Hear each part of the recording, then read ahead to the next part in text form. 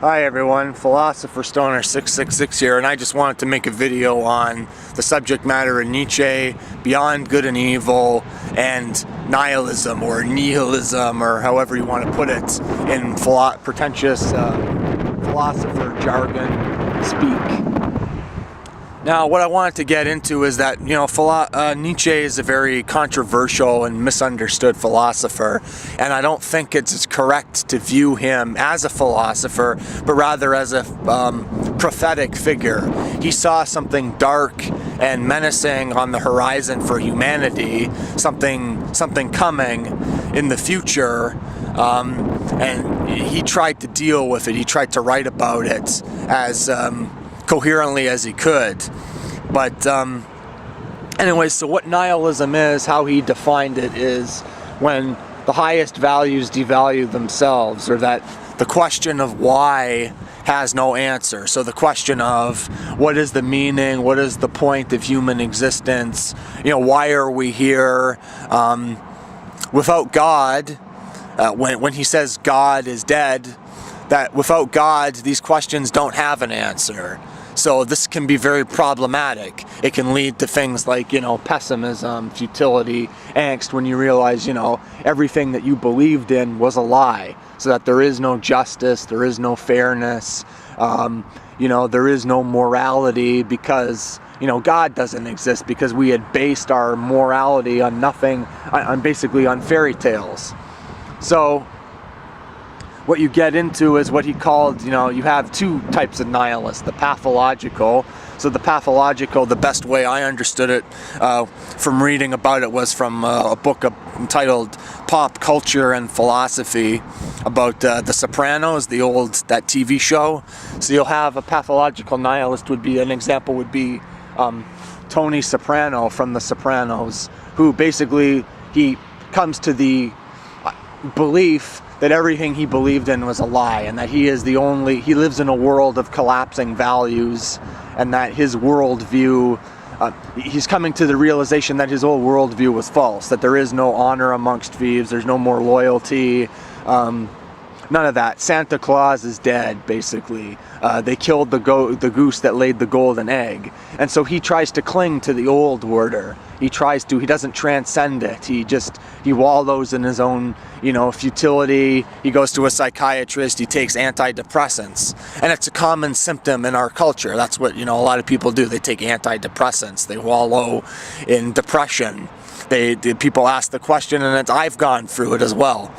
And then he talked about the active nihilist, so the person that would be able to transcend it, that would be able to overcome. He called this character like the overman, the ubermensch, that they would overcome the old values that were proven false, like God, superstition, justice, that sort of thing that there's no evidence for, and create new values. So he referred to nihilism as a pathological transition state.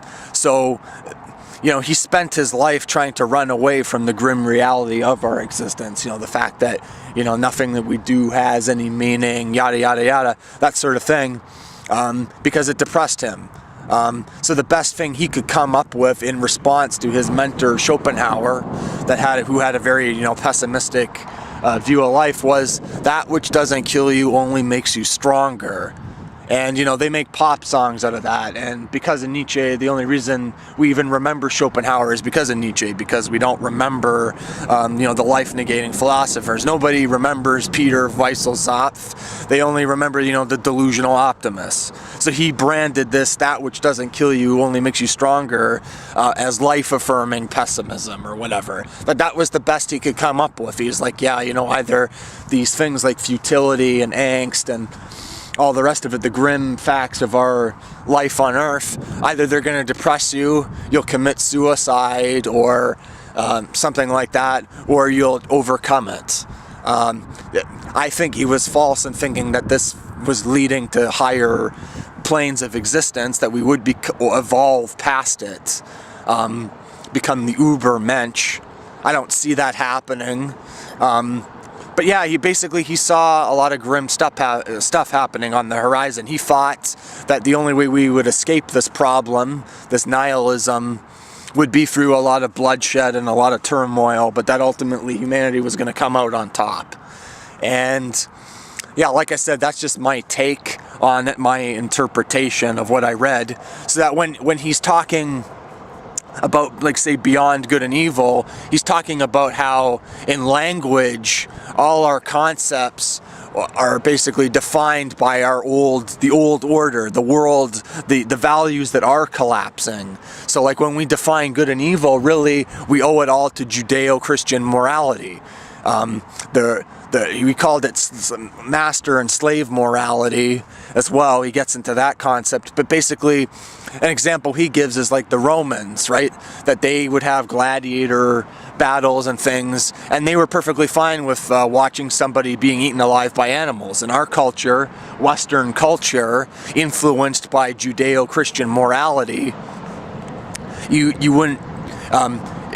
we would find that watching somebody being eaten alive by animals, at least in the West, here in like North America, we would find that offensive. And we owe that to Jesus Christ. So when you see, anarchists or communists out in the streets doing whatever, they owe their conception of morality to Jesus Christ. Jesus Christ was doing the whole rebelling against the system thing long before anybody else was. So we owe our whole conception of justice to it as well, too, because Jesus Christ won the battle of ideas, at least in the West. That, or at least the whole, love thy neighbor, everything. It's not really stuff that people adhere to, but as a concept, he sort of won over. So even things like futility owe their origin to Judeo-Christianity. Like it's nothing new. Like a guy like King Solomon, when he said all is vanity and chasing the wind, he was talking about futility, that in a certain sense the Christians knew or understood that without God, without these fairy tales, life is in a way kind of meaningless and absurd and futile, or whatever you want to say. But Nietzsche's point was that if you want to transcend ideas like futility, you also have to start redefining the whole language, because it's all biased against trying to transcend it. That all the words are all loaded against, trying to overcome it, because they were defined by the old order of collapsing values, if that makes any sense.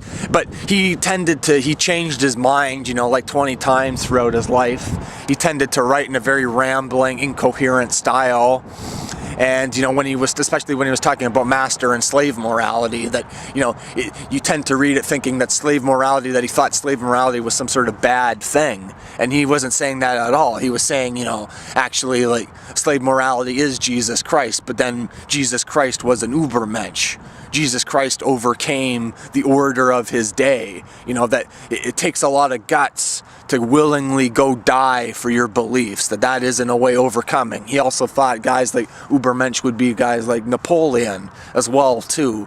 That, like I said, so we read it with all these value judgments, but the point he's making is that those value judgments are influenced by historical factors that we aren't even aware of. And I think I sort of got on that point in my if you go look at my videos, The Walking Dead, where basically all our stories, all our tales, if we go back far enough, they're all Zoroastrianism. We invent, we have the, good versus evil, the devil, all this stuff, because without contriving the narrative or the story, there isn't, we're left with basically, we're left with futility and, depressing stuff like that. Anyways, a lot of highly convoluted subject matter, but I'm trying to, hopefully what I said made sense. Anyways, not really, I'm not trying to refute anybody. I'm just trying to, mesh out these ideas, sort of, play around with them and try and get a discussion going. Anyways, Philosopher Stoner 666 out.